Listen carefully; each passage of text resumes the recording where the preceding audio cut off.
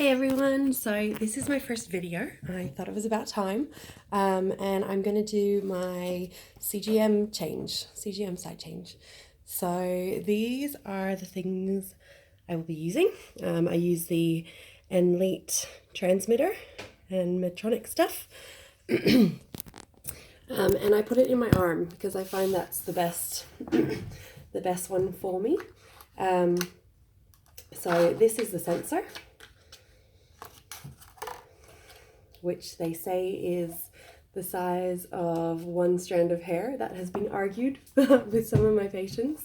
But I'd say, no more than 5 strands of hair in size, and really, really short, like 1 centimeter in length, and really flexible. So it's inserted with a needle, obviously, but that needle is pulled out, and then all that remains inside your interstitial fluid is that really small sensor that'd be the same as if you were to pull apart your whole test strip and just get left with that metal bit that draws in the blood. That's all that would be left in your arm. So it's not very much, which is pretty cool. So I've already cleaned my arm with an alcohol swab. Always do that, or hot water and a dry cloth before you insert one of these, so it sticks on for longer pretty much.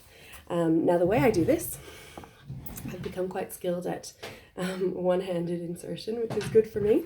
So I use the chair to push up the area that's not muscle, not bony, just kind of fat in this area, and that's where I insert it. So first of all, I'm going to take the bits I don't need off. I remove the tape for the bottom as well because I find that a lot easier than keeping it on. And then I'm using the one press sorter. So one press and it's in. I give it a little push just to make sure it's sticking. And then I'm left with the needle inserter thing in there, which looks a bit robotic. So then I remove that.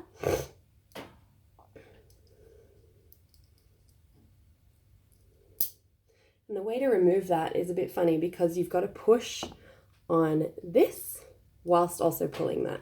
So the way I do that is hold that with 2 fingers and also pull. Quite talented. So now I'm going to put one piece of protective tape over the sensor area. So this is a little bit finicky, but I can usually get it to work in my favor by holding it somewhat like that, and basically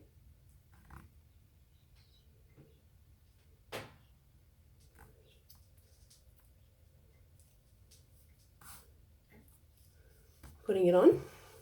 And I don't know if you can see in that video, but it's not actually holding this part on very well. So I'm going to get another and stick another on top because that's the part that I really want to be nice and secure.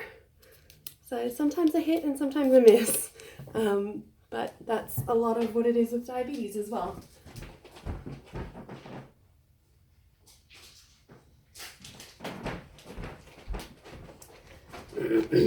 So I've got some more here.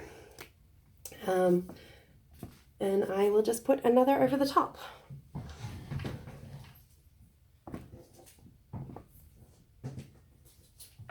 Sorry, fell on the ground.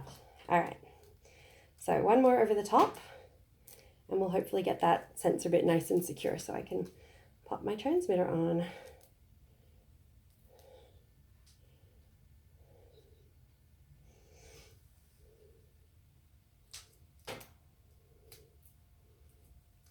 Much better.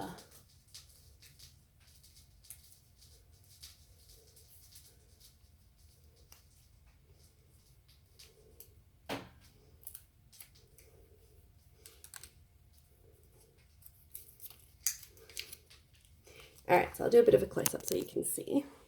But you can see that plastic bit of the transmitter is much more secured there. You can also see that it's a little bit of a bleeder, but hopefully it'll still work. So now I just take my transmitter off of the charger. I wait for the little green flashing lights to stop. So that means it's happy, it's still working, everything like that. And then I plug that in and hear a click. And then I also wait for the green light on there. There we go. And then I just pop this over the top. Now it is recommended that you put on another tape over the top of that, but I don't usually do that straight away. In the winter it's easier as well because I'm wearing a jumper, not much is going to hit it. In the summer I usually would put another on just to keep it safe, but the less tape on my skin the better because I get reactions to it, which isn't great. So that's a CGM change. So now I'll basically hook that up to my pump and it'll do its 2-hour warm up, and then we're good to go. So sensor on and start new sensor. So now it's going to search for the transmitter and start the sensor warm up shortly. All right, guys. Well, hopefully there's many more videos to come that are better than this one. Have a great day. Bye.